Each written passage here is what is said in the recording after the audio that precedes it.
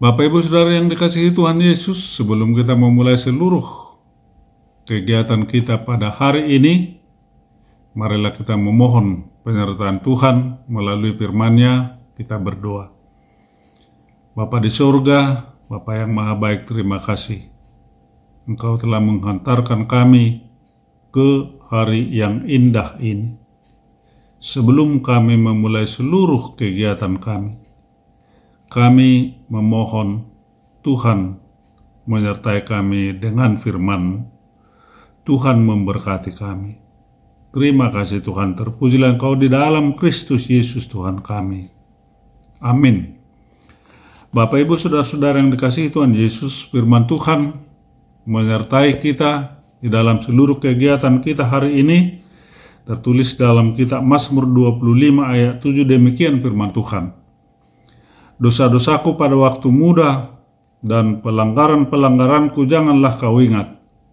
Tetapi ingatlah kepadaku sesuai dengan kasih setiamu, oleh karena kebaikanmu ya Tuhan. Dalam bahasa Batak Toba dikatakan demikian. Sayunang pengotingot akadusa ni haposokku dohot pangalausikku.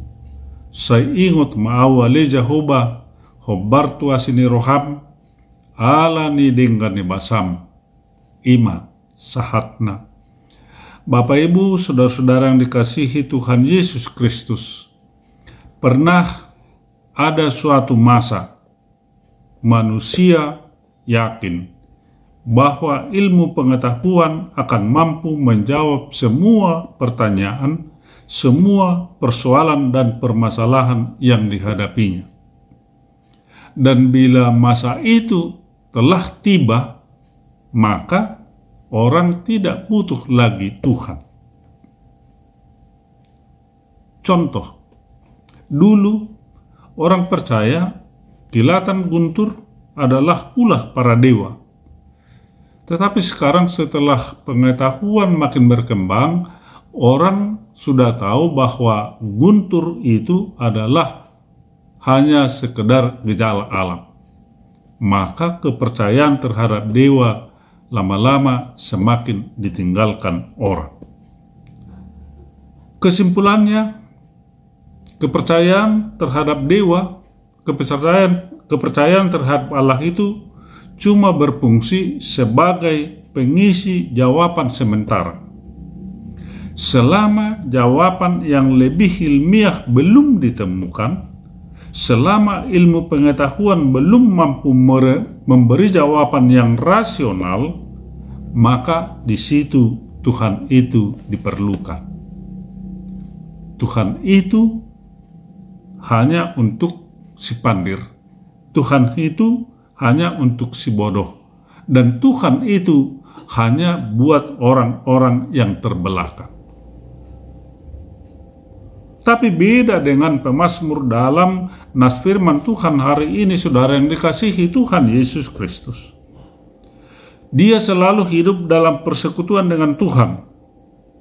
Walau dia menyadari bahwa dia punya kelemahan, bahwa dia punya dosa yang tidak terampuni, namun dia yakin kasih setia Tuhan akan melebihi seluruh dosa dan kesalahannya.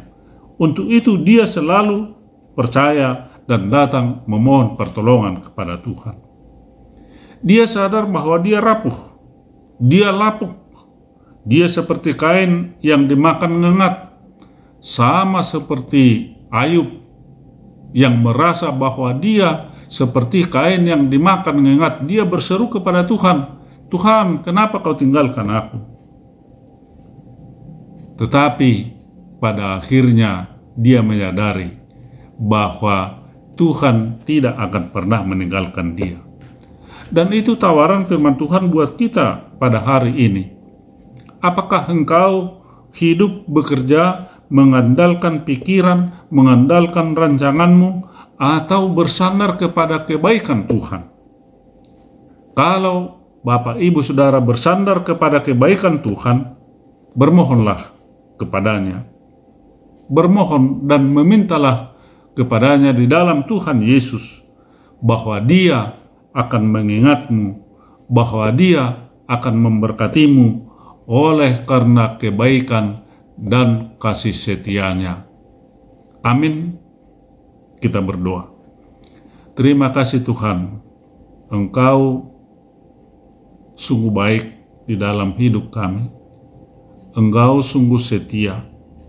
Kiranya kesetiaan-Mu dan kebaikan-Mu senantiasa menyertai kami. Berkati seluruh orang-orang yang percaya kepadamu, agar mereka memperoleh hidup yang berkemenangan. Terpujilah Engkau Tuhan, di dalam Kristus Yesus kami berdoa kepadamu. Anugerah Tuhan kita Yesus Kristus, kasih setia Allah Bapa, dan persekutuan Roh Kudus menyertai saudara sekalian. Amin. Selamat bekerja buat kita semua. Horas.